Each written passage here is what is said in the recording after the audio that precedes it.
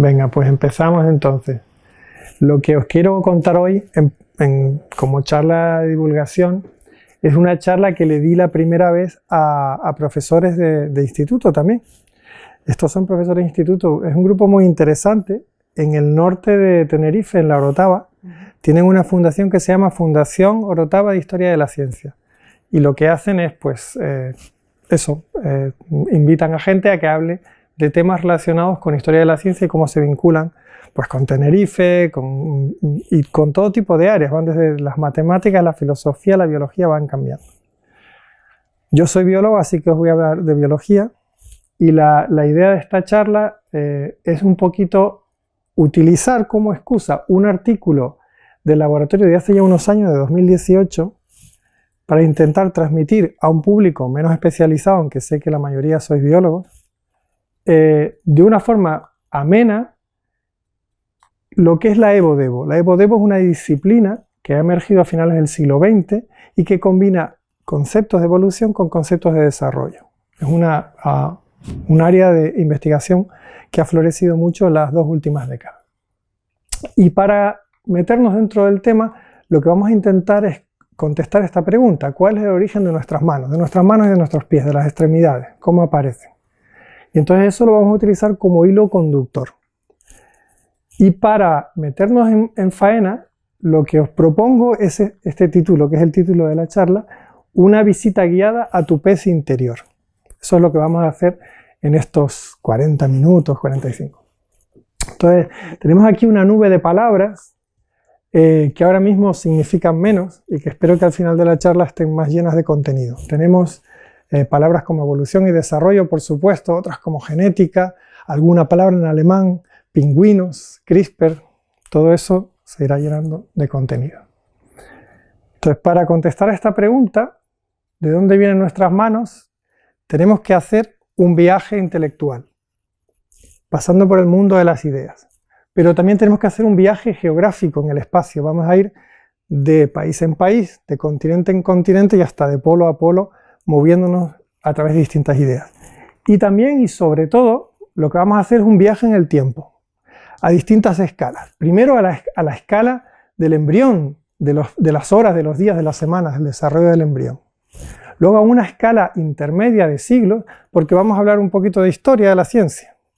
Y finalmente a una escala mucho mayor, de millones de años, porque vamos a hablar de conceptos de evolución. Entonces tenemos ese viaje en las ideas, en el espacio y en el tiempo. Y para empezar, que me acompañéis a este viaje, lo primero es que vamos a subirnos a este barco que ya conocéis todos, del Beagle. ¿Vale? Este viaje ocurrió entre 1831 y 1836. Y es el viaje de este velero bergantín de la Armada Real Británica, que en vez del de Espronceda, que tenía 10 cañones por banda, este tenía 5, y 100 marineros, y tenía a bordo al capitán Fitzroy. Entonces el capitán Fitzroy, como todos los marinos británicos, eran oficiales muy cultos, y a diferencia de los buques de la Armada Española, solían llevar científicos a bordo. Uy, perdóname que tengo una alarma. No. Solían llevar científicos a bordo. Y ¿para qué era eso? Pues para que el capitán se entretuviese en el larguísimo viaje con alguien con el que hablar de algo un poco más elevado. Entonces tenía como enchufado a un jovencísimo médico muy aficionado al naturalismo, que era Charles Darwin. Y ese viaje empezó un poquito pasadas las Navidades, el 27 de diciembre del año 31, salieron desde el puerto de Plymouth. Os he puesto ahí una imagen muy plácida de un barco navegando en aguas muy pacíficas, pero ¿qué va? Aquí había una tormenta gigante y en la primera etapa desde Plymouth a Canarias, el hombre se pasó la mitad del tiempo vomitando. Venía con toda la intención iba con los libros de geología de Lyell, iba con los libros de von Humboldt que describían con muchísimo detalle la flora, sobre todo de las Islas Canarias, que era muy especial. Y el hombre en los ratos muertos pues podía ir leyendo, con muchísimas ganas de llegar a Canarias para bajarse y descubrir toda esa flora, porque como os digo era un naturalista muy aficionado. Total, que cuando llegaron al puerto de Canarias, que tenía de Santa Cruz de Tenerife, tenía más o menos este aspecto en aquella época, Ya no los recibíamos a cañonazos como hacía 30 o 40 años, ya había pasado Trafalgar, esta cosa estaba muy relajada. Ahora éramos enemigos de los franceses y amigos de los ingleses. Así que los recibimos muy bien, pero el barco tenía amenaza de cólera, había alguien a bordo que no estaba claro y el pobre hombre no se pudo bajar. Así que algunas cosas de la teoría de la selección natural que se hicieron después con otros organismos quizás se podían haber hecho con la flora de las Islas Canarias, que como sabéis es muy espectacular, hay un montón de endemismos y tal, pero el hombre no se pudo ni siquiera bajar del barco. Y bueno, después de eso, lo que continúa es un viaje, sobre todo en las costas de América Latina, especialmente Chiloé, Valparaíso, luego las Islas Galápagos, un viaje en el que las observaciones naturalistas sobre la diversidad de las especies, como puede ser el caso de los pinzones de las Galápagos, iban a dar lugar a una teoría que iba a transformar el mundo, nuestra forma de pensar y de ver la biología desde entonces. Esto al final se condensó en este libro, El origen de las especies, que se publica 20 y pico años después de que terminase el viaje, y que es un libro que Darwin se toma todo el tiempo del mundo en recopilar la información en detalle, con influencias, como os digo, de von Humboldt, de Lyell, de su propio viaje, de Malthus, el economista, de las cartas que tenía con otro gran científico que era Russell Wallace, y todo eso se condensa en este libro, El origen de las especies, que se publica en el año 1859. Es un libro maravilloso donde hay dos ideas, digamos, transformadoras. La primera es la idea de la descendencia común. Todos venimos de un origen común, es lo que dice el libro. Todas las especies están emparentadas en árboles filogenéticos como este que dibuja de su propia mano. Y una segunda idea, la idea de la selección natural. Las especies transmutan, las especies no son inmutables, sino que van transformándose y lo hacen por un proceso natural que no tiene ningún diseño divino. Esto para Darwin, en su viaje mental interior, tuvo que ser enorme porque se crió como un religioso convencido, era teólogo, ¿no? Inicialmente. Llegar a la idea de la selección natural, que no hay dirección, sino que es un proceso de selección de las variantes que ocurren de forma natural en las distintas especies, que la propia selección es la que impulsa el cambio de las especies, era una idea en su momento tremendamente transformadora. Y bueno, con eso, ya teniendo esto en la mente, nos acercamos de una manera distinta a la pregunta ¿de dónde vienen nuestras manos? Vamos a mirar en la escala evolutiva de dónde vienen nuestras manos. Y para eso lo que tenemos que hacer es mirar el grupo de animales que está más próximo a nosotros, que serían el resto de los tetrápodos, de los animales terrestres. Cuando miramos la estructura de nuestras extremidades hay un patrón común. Todos nosotros, independientemente de si estamos mirando un pingüino, un cocodrilo, un humano o un murciélago, tenemos siempre la misma estructura. Un hueso largo, dos huesos, muchos huesecitos. Aquí en el código de color, verde, rojo y azul, y naranja, amarillo para los huesecitos de la mano. Esa estructura, digamos, platónica de la extremidad está tremendamente conservada. Ahora sabemos que es porque venimos de un origen común, un origen monofilético. Y este ancestro común nos lleva a la siguiente pregunta. Bueno, pero ¿esto de dónde viene? Pues viene en el árbol evolutivo, desde un punto de vista filogenético, no sé si lo sabían, pero somos todos peces. Todos nosotros somos peces que hemos salido del agua. Y hemos salido del agua porque provenimos de un ancestro común acuático. Y esto está en el inconsciente colectivo de todos los que estamos aquí. Porque hemos visto este vídeo cuando éramos niños y sabemos perfectamente que las extremidades de los tetrápodos vienen de las aletas de los peces, ¿verdad? Eso lo tenemos tan interiorizado que a nadie se le escapa, ¿no? Lo podemos volver otra vez a ver. El principio del vídeo, que es tremendamente esquemático, formación de la Tierra y ya, ¡pum!, tenemos una célula y el animal este sale caminando del agua. ¿Pero realmente existió este pez que salió caminando fuera del agua?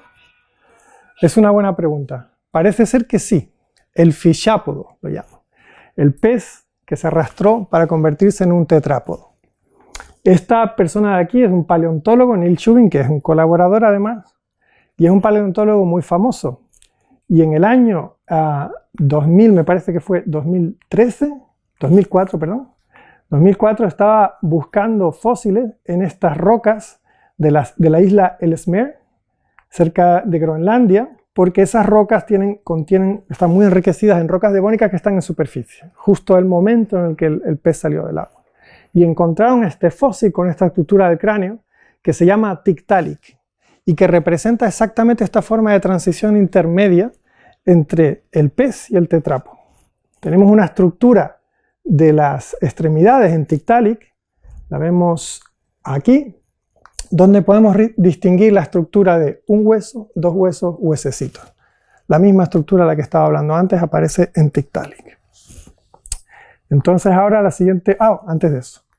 Todos estos hallazgos están recogidos en un libro que se llama Your Inner Fish, que es de donde he robado el título de la charla, y que recomiendo mucho a todo el mundo. No solamente el libro, sino hay una serie de 3 capítulos que está disponible en YouTube, que se llaman Your Inner Fish, Your Inner Reptile, Your Inner Monkey, y que son buenísimos para divulgar. Para los chicos, por cierto, del instituto, muy, muy recomendable como material de divulgación porque son espectaculares los vídeos. En fin, vale. Entonces ahora la pregunta que tenemos es, bueno, ¿hasta dónde podemos arrastrar la homología? ¿Hasta dónde llega el origen común de las extremidades? ¿Vale? Entonces, podemos seguir esta estructura de 1, 2, muchos, como digo, hasta Tiktaalik, incluso podemos ir hasta peces fósiles que nadan actualmente en el mar, como el celacanto, donde tenemos una estructura bastante parecida. Pero ya cuando llegamos a los peces teleósteos, que es la mayoría de lo que nos comemos, las tilapias y las doradas y todo esto, ya vemos que la arquitectura es un poquito divergente y no está claro qué es qué.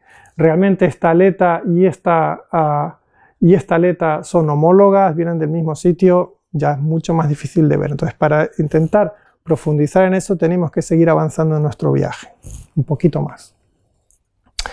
Les voy a poner otro vídeo, en este caso es un vídeo sacado de la serie Cosmos de Carl Sagan, que resume la evolución en 30 segundos, es tremendo. Y hay un momento del vídeo, que lo he congelado aquí, una imagen en el que nos presenta nuestro ancestro común de los cordados, y lo que vemos es que no tiene extremidades, no tiene ni brazos ni piernas.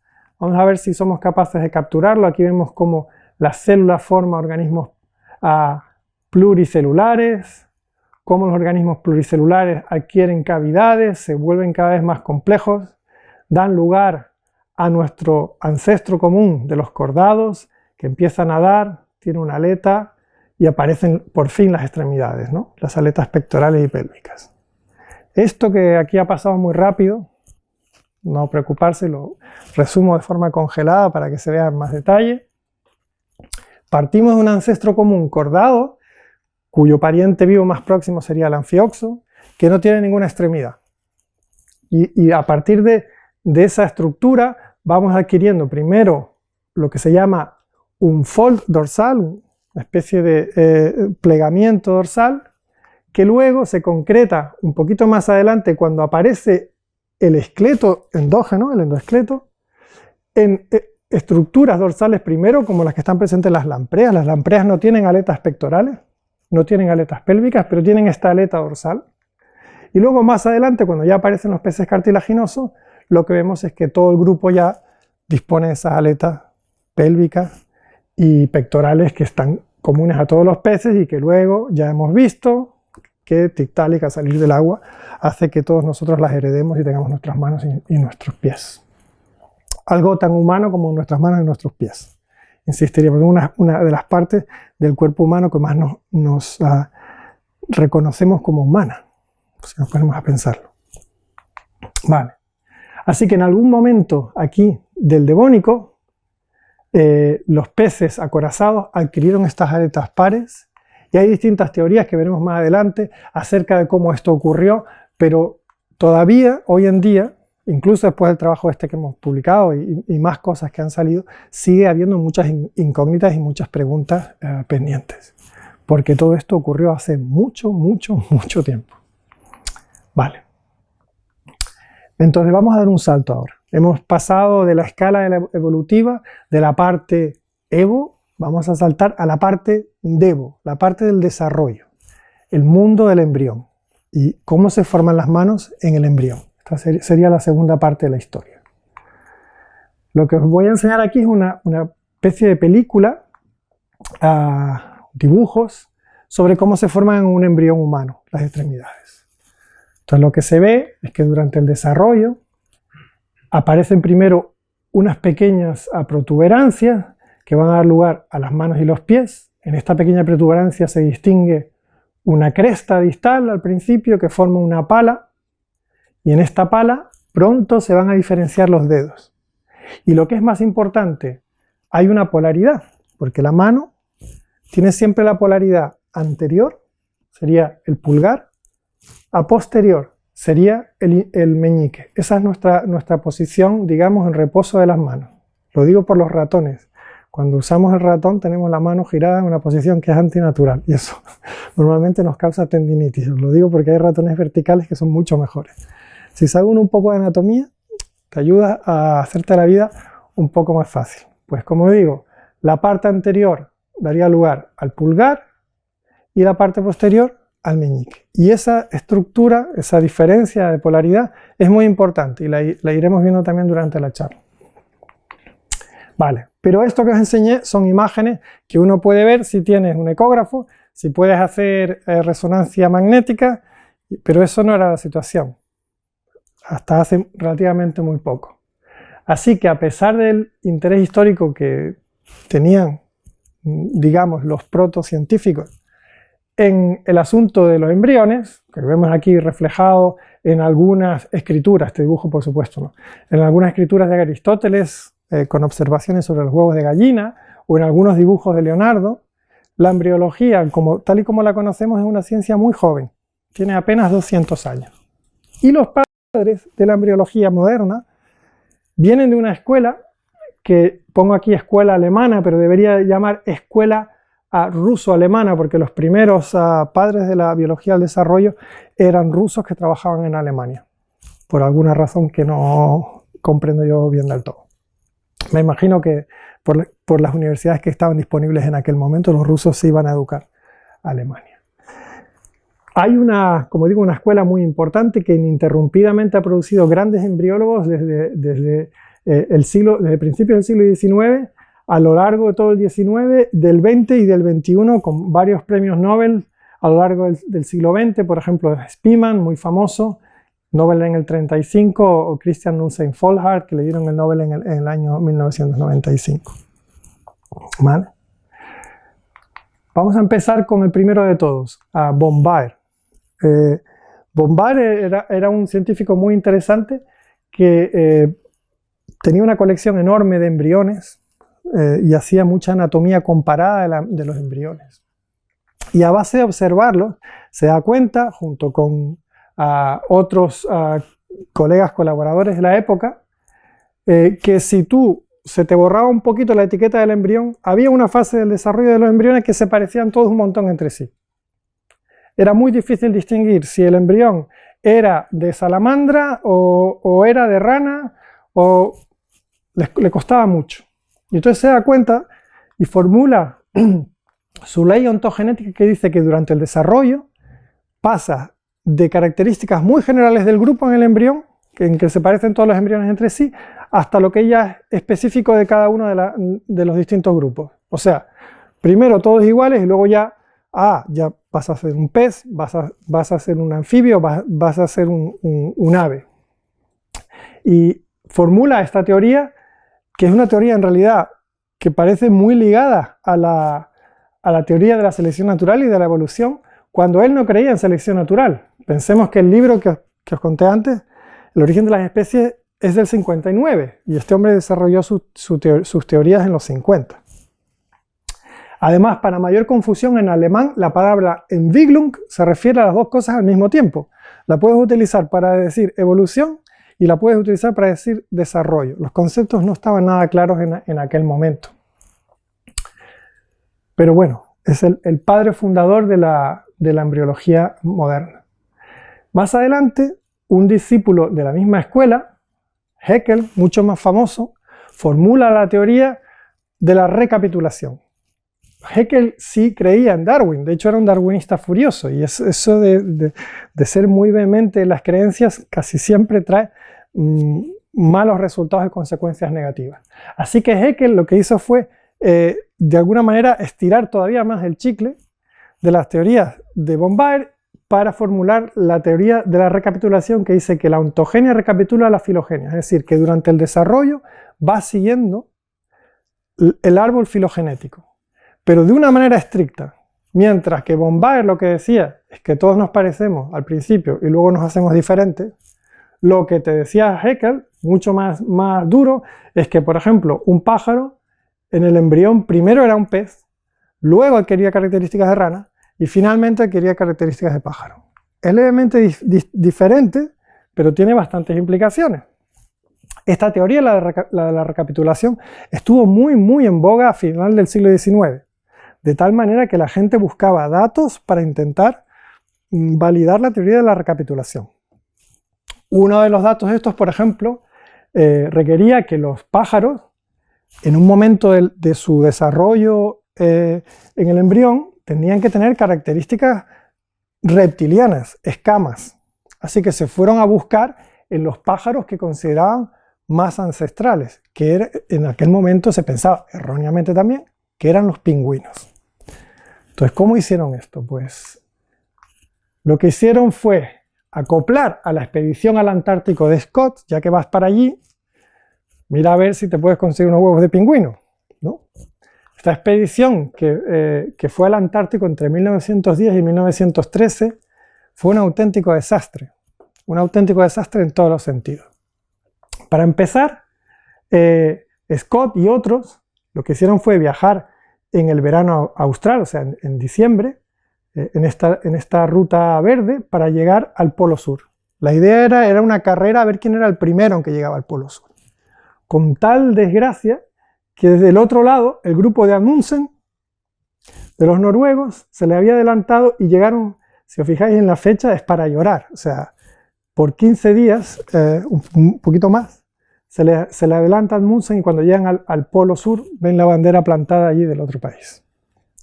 Y para más desgracia, cuando están volviendo, cometen una serie de errores tácticos tirando de los trineos y una serie de errores de coordinación con la gente del campo base y mueren todos en esta explanada en el viaje de vuelta. Terrible la expedición. Pero más todavía.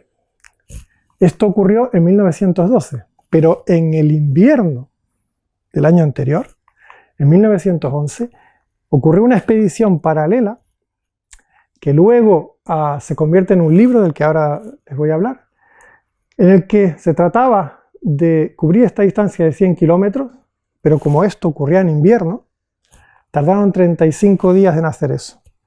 De las 3 personas que fueron en esta expedición, 2 de ellas, o sea, iban a Cherry Garrard, Wilson y Bowers, estos 2 murieron después en el viaje de vuelta de Scott, y solamente sobrevivió Cherry Garrard, que es el que escribe el libro. Esa expedición, ¿por qué ocurrió? Porque los huevos de pingüinos se ponen en el invierno antártico. No sé si habéis visto alguna vez las imágenes, os lo enseño aquí. Se ponen en el invierno antártico, los machos se quedan agrupados y ponen el huevo encima de las patas. Y la temperatura de fuera es menos 70. O sea, la descripción del viaje de ir a por huevos a menos 70 bajo cero, con lo mal equipados que iban en aquella época, es absolutamente indescriptible. O sea, otro libro que recomiendo muchísimo. Finalmente tuvieron éxito, consiguieron llegar a por los huevos y con toda clase de aventuras consiguen volver con solamente 3 huevos vivos. 3 huevos vivos. Cuando vuelve de vuelta de toda esta expedición, además convertido en un villano porque muchos le atribuían la muerte de Scott y el resto de la expedición por no haber coordinado bien la maniobra de rescate, la teoría de la recapitulación ya estaba desfasada. Ya a nadie le interesaba, nadie quería los huevos y lo hicieron esperar en el Museo Británico muchísimo tiempo hasta que el hombre pudo colocar los huevos y pasar página de esto, que nunca llegó en realidad a pasar página. Se fue a la Primera Guerra Mundial como comandante de carros blindados y al volver totalmente traumatizado, imaginaros la Primera Guerra Mundial, una guerra atroz, terrible, ¿no? De trincheras y gases, etc. Cuando volvió a escribir un libro sobre lo mal que lo había pasado en el Ártico. Y este libro es el que se llama The Worst Journey in the World, el peor viaje del mundo, ¿no? A por los huevos de pingüino. En fin, total, que después de todo esto, pues no es una sorpresa que la teoría de la recapitulación cayese en descrédito. En los intentos de conectar evolución y desarrollo ya no estaban de moda, a nadie le interesaba mucho conectar las dos ideas, y de hecho de alguna forma ocurre una especie de divorcio, el Entwicklung. Los evolutivos se empiezan a desarrollar, sobre todo trabajando en genética de poblaciones y en Drosophila en Estados Unidos, y más adelante van a dar lugar a la teoría sintética sobre la evolución, conectando evolución y genética, cuando ya se sabe que la herencia genética la transportan los genes, etcétera, etcétera. Y por el otro lado, los alemanes, después de pasar o pasando a través de la Segunda Guerra Mundial, se quedan en la embriología experimental en lo que llaman Entwicklungsmechanik, mecánica del desarrollo, ¿no? Un poquito con la parte más de biología directa de acceso al embrión. Y en esa escuela pues están, por ejemplo, Wilhelm Roux o Driesch, son dos de los embriólogos más importantes. Mi experimento favorito de toda esa época es el experimento de Spearman, que no sé si lo dais en clase, pero si no, es un experimento muy bonito, en el que se demuestra la teoría del organizador, la teoría de la inducción. El experimento está hecho en ranas, y lo que hacen es trasplantan un trocito del labio del blastoporo que contiene toda la información del organizador. Lo que te dice que va a dar lugar a la parte anterior y posterior del embrión. Es como si todo el plano del embrión estuviese contenido en esas células. Y lo que hacen es lo trasplantan a una región posterior, y cuando haces eso lo que obtienes es un embrión con doble eje, porque has inducido totalmente el programa genético completo de formación de un embrión en un sitio diferente. Con este tipo de experimentos en el que no hay moléculas, es simplemente trasplantar trozos de embrión de un sitio para otro, se empieza a entender el concepto de inducción secundaria y cómo están organizados los embriones y cómo los programas de desarrollo se despliegan. Otro muy bonito que es relevante para la charla son los experimentos de Saunders del año 48, ya esto en Estados Unidos. En estos experimentos se descubre en lo que es el primordio de la pata, el ensanchamiento ese que os enseñé antes en el vídeo, una zona que llaman de actividad polarizante. ¿Y por qué? Porque si tú coges esta zona, la recortas del extremo posterior y la trasplantas en el extremo anterior, lo que hace es que se te produce una duplicación de los dedos en espejo. En la zona posterior da lugar a meñique, ¿acordáis? Posterior meñique, y ahora lo que tenemos es que en vez de tener un pulgar en el otro lado, tenemos dos meñiques contrapuestos, ¿vale? En espejo. Una mano con dos meñiques contrapuestos en espejo. Y eso no pasa si tú coges zonas de cualquier otro sitio del BAT. Solamente te pasa si coges las células que están justo aquí en este inductor de la parte posterior. Muchos años más tarde, Cliff Tabin en el 93 identifica la molécula responsable inductora. La molécula responsable es un péptido, una proteína que llamaron Sony Hedgehog, lo mismo que el erizo de Sega, ¿vale? Por razones históricas se llamaba Hedgehog en el homólogo en Drosophila, y luego para hacer la gracia, el predoctoral o el postdoctoral que trabajaba con esto, pues lo llama Sony Hedgehog porque estaría jugando, en el 93 estaba jugando a ese juego de Sega, ¿vale? Y tan potente es la función de Sonic que si tú coges una bolita sintética y la embebes en Sonic y la pones en este lado, vas a hacer lo mismo que el organizador. Vas a tener un meñique en el lado contrario. Te basta solo la molécula, ¿vale? Entramos entonces en el mundo de las moléculas, ¿vale? Vamos a volvernos un poquito molecular. Solo son 2 diapositivas, no asustarse. Sony Hedgehog es una proteína señalizadora. Significa que se secreta de una célula a otra. Y es recibida por las células vecinas al foco de señalización. Estas células tienen receptores que activan una cascada de transducción. Sonic se une a su receptor patch en la membrana, Eso tiene una cascada de transducción que al final se traduce en que hay un factor de transcripción, una proteína capaz de unirse al ADN irregular, que se queda libre, se une a sus dianas en el núcleo y modifica la expresión de un montón de genes. Me falta un poquito de agua. Gracias. Ya tengo un buen momento para que lo digiráis esto.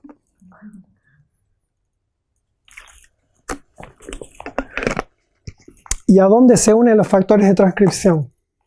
Sabéis que en el genoma solo una parte muy pequeña del genoma codifica para proteínas. Y cada proteína está bajo el control de un montón de elementos cisreguladores. Los llamamos o elementos cisreguladores o enhancers. Eso lo sabéis ya mucho. Entonces, lo que hace este efecto de transcripción es unirse a elementos cisreguladores y coordinar un programa completo.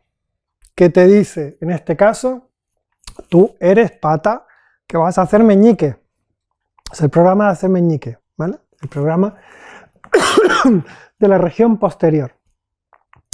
Y a su vez Sonic tiene una regulación compleja. A él también es un gen que tiene en concreto unos cuantos exones, aquí vemos 3 pero hay más, y tiene un montón de enhancers a cierta distancia de Sonic. Enhancers que van a hacer, este es el patrón de expresión de Sonic, se expresa en la línea media, se expresa también en las extremidades y en el corazón.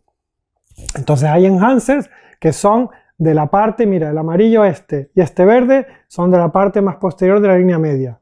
Este rojo, justo este trocito de aquí. Y hay uno que está situado muy muy lejos, porque los enhancers actúan, la cromatina, la molécula de ADN, la representamos lineal, pero en el espacio se pliega. De forma que hay zonas del ADN que contactan con los promotores a mucha distancia. Y esta está lejísimo, está tan lejos que está en un gen de al lado, que se llama LMBR. Y ese LMBR dentro tiene una de estos enhancers, una de estas regiones cisreguladoras, que es la que lleva la expresión a Sonic Hedgehog. Esa región reguladora se llama ZRS. ¿Vale? Pues ya más o menos que tenemos la idea de que las proteínas son reguladas por enhancers y que hay una lógica de activación de circuitos, lo que os enseño un poco es cómo ocurre esto para el caso de la pata. Da igual el circuito, que no os importe eso, lo único que importa es que Sonic es regulado y que Sonic regula cosas. Y lo que va a conferir es identidad posterior, meñique, y además va a hacer que la extremidad crezca. Las dos cosas, se ocupa de las dos cosas Sonic. Todos estos programas son como programas informáticos, se despliegan de la misma manera. Es un código de instrucciones que te dice cómo hacer una determinada estructura. Tiene la misma lógica. Por ejemplo, este circuito de aquí, tan complejo, es el circuito de activación de la inducción, digamos de la inducción del mesodermo, de lo que hace formar el segundo eje embrionario que os enseñé antes en el experimento de Spearman. Circuitos muy complicados, ¿vale? ¿Y por qué es importante entender estos circuitos? Pues porque estos circuitos gobiernan la arquitectura de los tejidos. Y si fallan, pues podemos tener esta tortuguita con dos cabezas, esta pobre vaca que tiene un solo ojo, es cíclope, cosas que ocurren de forma natural, cosas que ocurren de forma artificial. Si nos ponemos a jugar con el programa, por ejemplo, podemos hacer que una drosófila tenga ojos en las antenas, ojos perfectamente funcionales y bien formados, están en un sitio donde no deben. O si las pobres madres están bajo la influencia de una sustancia teratógena, como era la talidomida, que las extremidades se desarrollen de forma con malformaciones y que demos lugar a un problema muy grande durante el desarrollo. Por eso es importante entender estos programas. Aparte de toda mi fascinación teórica, hay implicaciones médicas ahí detrás que tenemos que considerar. Vale, pues ya que hemos metido a las moléculas en el ajo, estamos ya preparados para definir evo-devo. Esta es la ciencia que os digo, es de los 90. Aparece desde la confluencia entre ciencias como la paleontología, la embriología comparada, la experimental, la genética del desarrollo, la biología molecular, la biología de sistemas, la nueva síntesis evolutiva, y al final tenemos esta evo-devo, este clash de ideas en el centro. Y una pregunta muy evo-devo es ¿de dónde vienen nuestras manos? La pregunta que tenemos como hilo conductor de este viaje a través del mundo de las ideas. ¿Vale? Entonces, para contestar la pregunta, nos embarcamos ya dentro del CABD en un viaje más pequeñito. Este es un trabajo de colaboración entre dos grupos del CABD, el grupo de José Luis Gómez Escarmeta y el mío, que está articulado sobre todo a través del trabajo de un postdoctoral, Joaquín Letelier, que trabajó para los dos grupos, en colaboración con el paleontólogo del que ya os hablé, con Neil Shubin, y también con Igor Schneider, que trabaja en Brasil, uno de estos consorcios de ciencia entre distintos países. Entonces la idea empezó en realidad a partir del trabajo o de las discusiones entre José Luis y Neil Shubin. Y ellos estaban muy interesados en cómo funcionaba este enhancer que os conté, ZRS, que regula la expresión de Sonic en la parte posterior de las extremidades como único enhancer, y que está a mucha distancia del gen Sonic, en el gen vecino, el gen que se llama LMBR. Cuando este enhancer está mutado en humanos, y son mutaciones que se llaman de ganancia de función, es decir, que el enhancer es demasiado fuerte, funciona demasiado bien, lo que tenemos es este fenotipo en humanos. Lo que tenemos son dedos de más, pero son meñiques de más. En vez de tener uno, tenemos 2 o 3 meñiques, ¿vale? Polidactilia se llama esto. Si nos vamos al ratón y lo que hacemos es eliminar el enhancer, lo que tenemos es un embrión que vive. Normalmente si mutas Sonic completo, el embrión es inviable, pero si elimina solo el enhancer, solo se vean afectadas las extremidades, y lo que veis es que hay una truncación muy severa de las extremidades en los ratones. Prácticamente no tienen extremidades. La pregunta era, bueno, ¿y cuál es digamos, la función de este elemento ZRS en peces? ¿Existe? ¿Podemos ir para atrás evolutivamente a ver si lo tenemos presente? Y eso fue lo que hicieron. Lo que hicieron fue, primero alinearon las secuencias del elemento ZRS, que está, como digo, dentro del gen LMBR, y vieron que a nivel de secuencia, las secuencias parecidas se conservan, los mismos nucleótidos, hasta un punto. Puedes seguirla durante el árbol filogenético en lagartos, en celacantos, en distintos tipos de peces, hasta los tiburones, pero cuando llegas a las lampreas, ¡pum!, desaparece. Ya no tienes conservación a nivel de secuencia. Más todavía, la arquitectura 3D de que hablaba antes, de que los enhancers se pegan a los promotores, está también conservada. El promotor del gen Sonic Hedgehog se pega al enhancer LMBR. Estos son experimentos que se llaman de conformación tridimensional de la cromatina. Da igual, no les explico técnicamente de qué va. Lo que quiere decir simplemente estas gráficas con un pico aquí y un pico aquí es que estas dos zonas se pegan, que están en contacto, tanto en el genoma del ratón como en el genoma de un pez, en este caso en el genoma de Medaka. Esas dos regiones interaccionan entre sí. Y el experimento definitivo para testar la función de estos elementos es que yo ahora tomo un elemento de distintas especies, el elemento de skate, de gar, de zebrafish, de celacanto, de lagarto, y lo que hago es clonarlo y hacer un transgénico, es decir, insertar la secuencia de otra especie en un ratón. Y si lo hago y pongo un reportero azul para ver dónde se expresa ese gen, veo que los elementos de todas estas especies son capaces de llevar la expresión al extremo posterior de la extremidad, independientemente de cuál sea la especie de origen. Tanto si hago los transgénicos en ratón como si hago los transgénicos en pez. Esto es interesante. Es decir, la lógica de regulatoria se conserva de cada elemento. Un pez es capaz de leerlo y llevar la expresión a la parte posterior de la aleta.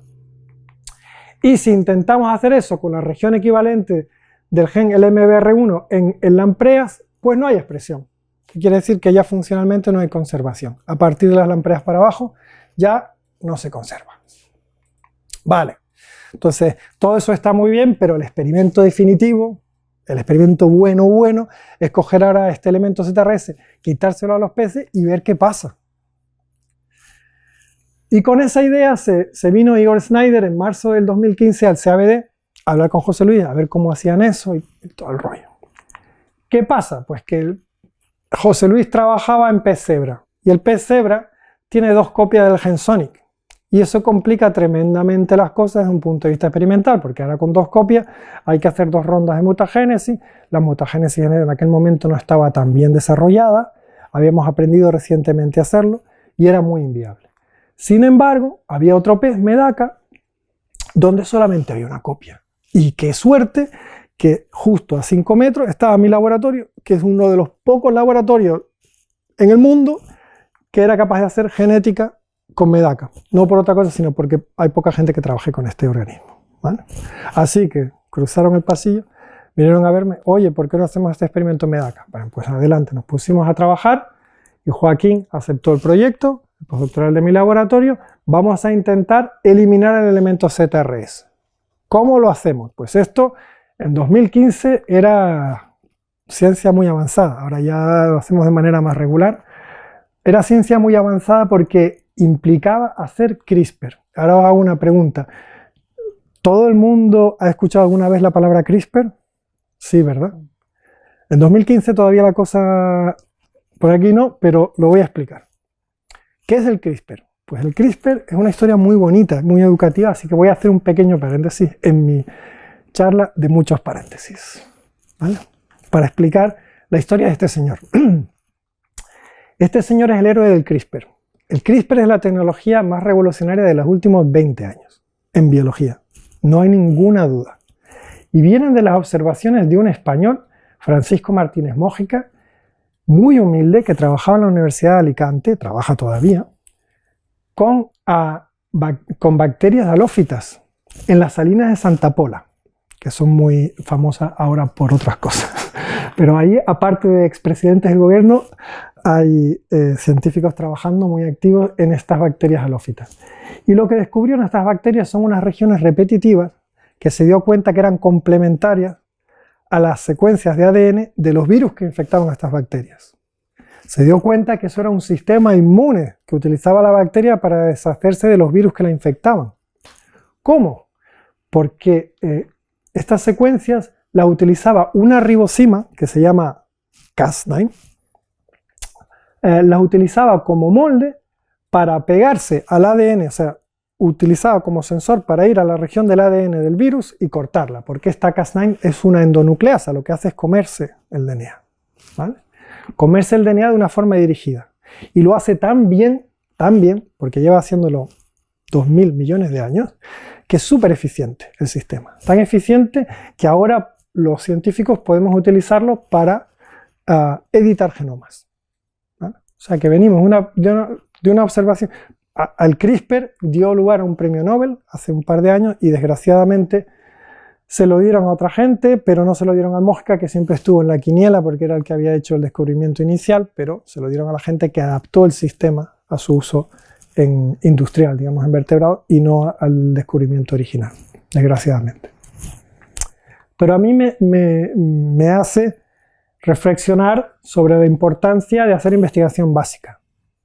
Es muy importante hacer investigación básica. Si un señor en las salinas de Santa Pola no hubiera andado mirándole el genoma a las bacterias halófitas, pues nuestra capacidad de editar genomas se hubiera retrasado muchísimos años desde un punto de vista tecnológico. Y hubiéramos tardado muchos años en llegar al mismo sitio. Así que esto me gustaría ponérselo a alguna gente de la Junta de Andalucía cuando se obsesionan con la aplicación de la ciencia, ¿no? Están aquí estos dos que acaban de inventar la rueda y dice, ¿esto para qué sirve? Dice, no lo sabemos, nosotros hacemos investigación base. Dice, muy bonito. O sea, nosotros nos matamos empujando piedras y arrastrando animales salvajes por ahí, y los señores se divierten haciendo cosas que no sirven para nada, ¿no? Pues estas cosas casi siempre sirven para algo y todos encontrarle la aplicación a la ciencia base. Bueno. Cerramos el paréntesis. O sea, que podíamos hacer CRISPR gracias al señor Mójica y pudimos eliminar el enhancer. Vale, así que diseñamos unos oligos aquí a la izquierda y a la derecha de la región del gen LMBR1, que se iba a cargar la zona conservada que ya hemos visto antes, y nos lo íbamos a cargar y iba a ser todo maravilloso, muy bonito, pero no. Hicimos el primer experimento y cuando ya habíamos generado las delecciones, generamos dos delecciones distintas, una más corta y otra más larga, y los fenotipos eran muy suavitos, muy suavitos. Pues en vez de tener 4 huesos, había unos cuantos bichos, que no eran tampoco muchos, no eran todos, sino unos poquitos, un 20, un 30% de los bichos que en vez de tener 4 tenían 2 o 3. Esto era como un fenotipo muy débil, con una bajada de la expresión de Hedgehog en la pata muy débil. Era muy decepcionante qué es lo que está pasando aquí, por qué no ha salido este experimento como pensábamos. La razón es que la naturaleza siempre funciona de forma redundante, no tienes una sola cosa para hacer las cosas, tienes más de una. Vas con cinturón y tirante, por si acaso. Si no, no hubiéramos llegado aquí después de millones de años. Vas con siempre 3 cosas a la vez. Entonces lo que ocurría es que había un segundo enhancer que llamamos Shadow ZRS. Esta es una terminología de la gente que trabaja en enhancers para decir enhancer en la sombra que hace lo mismo.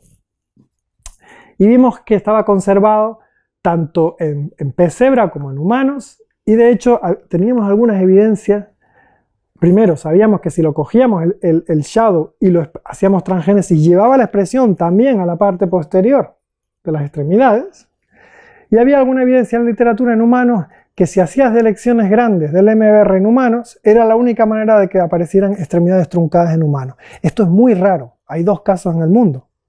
Mientras que hay muchísimos casos de polidactilia, hay poquitos casos de truncación de las extremidades, porque eso implica cargarte los 2 enhancers a la vez, lo cual es más complicado. Así que haciendo una hazaña técnica para la época, nos cargamos 3,4 kilobases, un trozo de contenido, el elemento ZRS y el Shadow. Y cuando ya por fin nos cargamos los 2, lo que veíamos es ¡pum! Sin aletas completo. Habíamos ya conseguido el pez sin aletas pectorales. Lo que vemos aquí es una película en la que aparece una larva normal, wild type, que tiene sus aletitas, va aquí nadando, y de pronto aparece esta larva que es mutante. ¿Veis? No tiene aletas pectorales. Completamente eliminada. Éxito total. Vamos a publicar, somos grandes, hemos conseguido. Además de todo eso, pasó un día una cosa, y es que Joaquín se dio cuenta, mirando, bueno, esto es en adultos, vemos el bicho que no tiene aletas llega hasta adulto, vemos una hembra que es capaz de poner huevos y que no tiene las aletas pectorales, que vemos aquí en el macho nadando. ¿Vale? Un día entró Joaquín en mi despacho y me dijo, los mutantes de la primera delección, las que daban el fenotipo débil, no tienen aleta dorsal, los adultos. No tienen aleta dorsal. Digo, ¿qué me estás diciendo? Que no tienen aleta dorsal. Me enseñó esta foto del móvil donde se veía que la aleta dorsal estaba completamente eliminada, con solamente eliminar uno de los 2 enhancers. A mí inmediatamente se me pusieron los pelos de punta porque la implicación de esto es muy grande. Lo voy a contar ahora. Lo que significa esto desde un punto de vista evolutivo es muy grande. Efectivamente, los mutantes que tenían la elección del ZRS, la aleta dorsal estaba presente nada más que de una forma muy mínima, ¿no? 2 huesitos aquí mínimos, y en la gran mayoría de los casos simplemente un esbozo de cartílago donde debería estar la aleta dorsal y no había absolutamente nada más. Nada más. Y la implicación evolutiva es muy grande, como digo. Vimos que el elemento ZRS y otros elementos eran capaces de llevar la expresión a la parte dorsal de la aleta dorsal, justo a la parte, al extremo más dorsal de esa aleta. Es como si tuviesen una mano con el meñique apuntando hacia la cola y el pulgar apuntando hacia la cabeza en la parte dorsal del bicho. Vemos aquí el mutante sin su aleta dorsal y sin sus aletas pectoral y pélvica.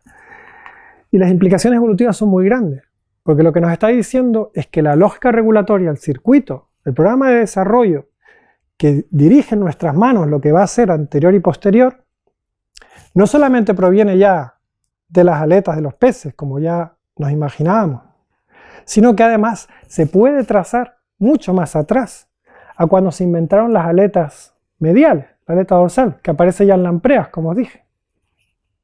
El programa es muchísimo más viejo de lo que pensábamos.